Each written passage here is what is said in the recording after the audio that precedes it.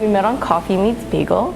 He was the first one that I saw, and the first one that I liked, the first one that liked me back, so like that then creates a conversation in the app, and instantly it was like really good chemistry. Our first date was like easily the best first date I've ever been on.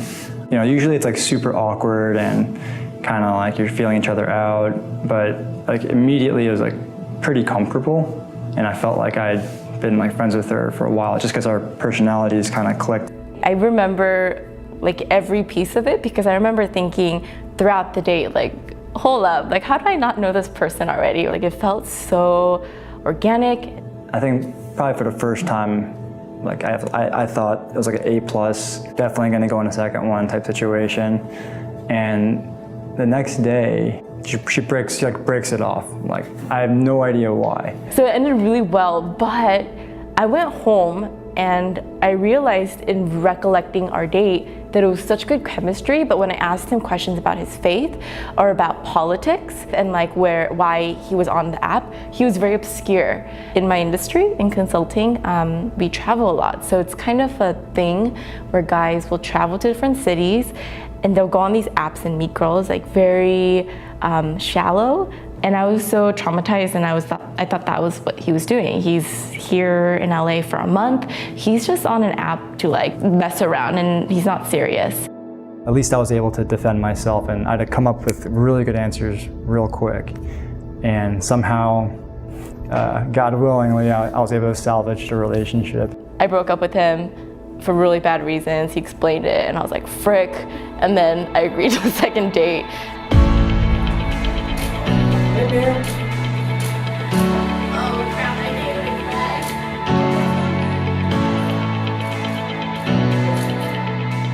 that. Miriam has taught me a lot about life.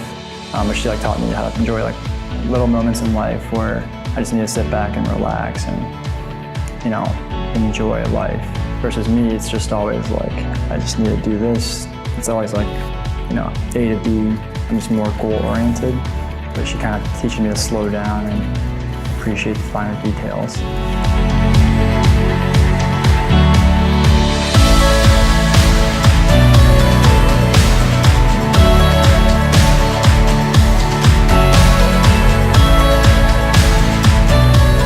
I think my relationship with Eric is very much one where I've accepted to love myself because he's shown me that he can love me despite like a lot of baggage. Like he's a very consistent guy. Like literally like every single, like he's very habitual and consistent. So it was just that he consistently showed me how much he loved me despite how inconsistent I was and am. And I think that that's very much the foundation of why I said yes, you know, and wanted to have a relationship and a marriage with him.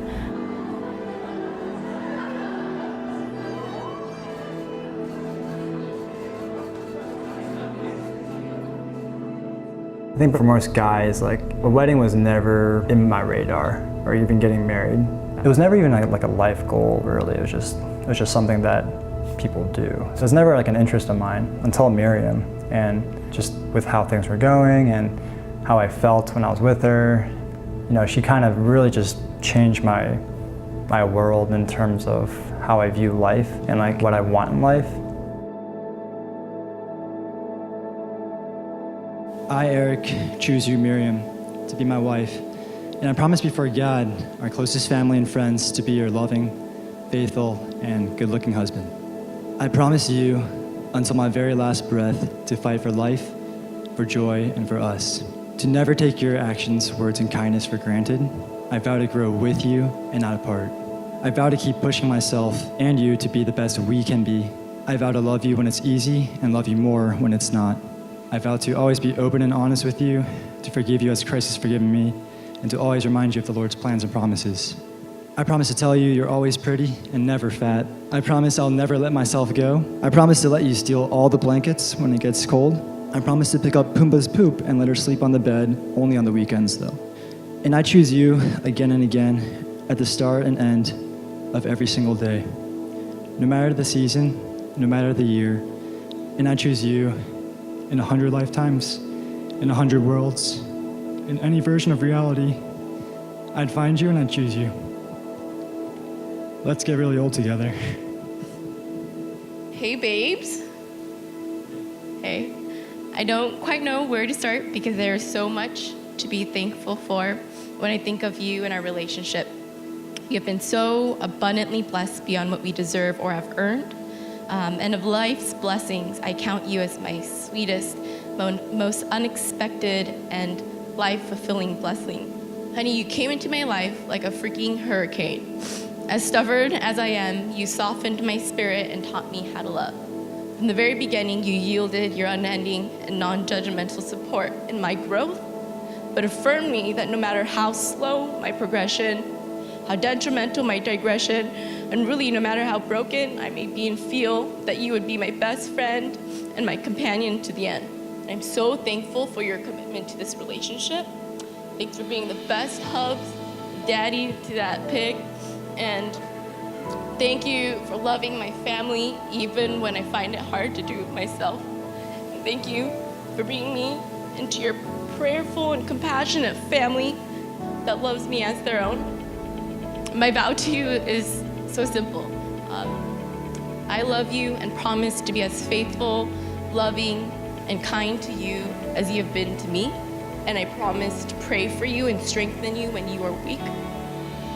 I promise to never be lazy in this relationship and always put in the effort, even when it may be difficult.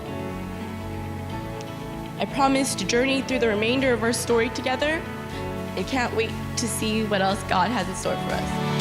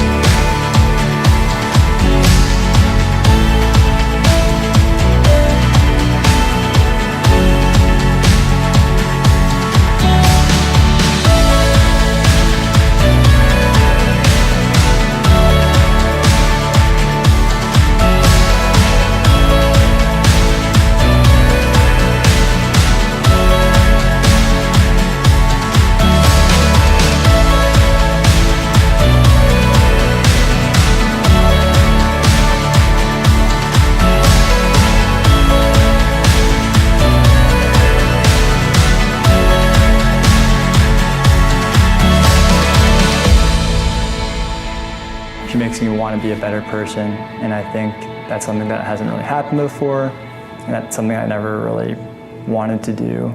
But with her, it's one of those things where both of us want to be the best for each other. I think really in all aspects, I just want to grow. I think for us to make that vow, that's our commitment into really making that happen and realizing that purpose for us.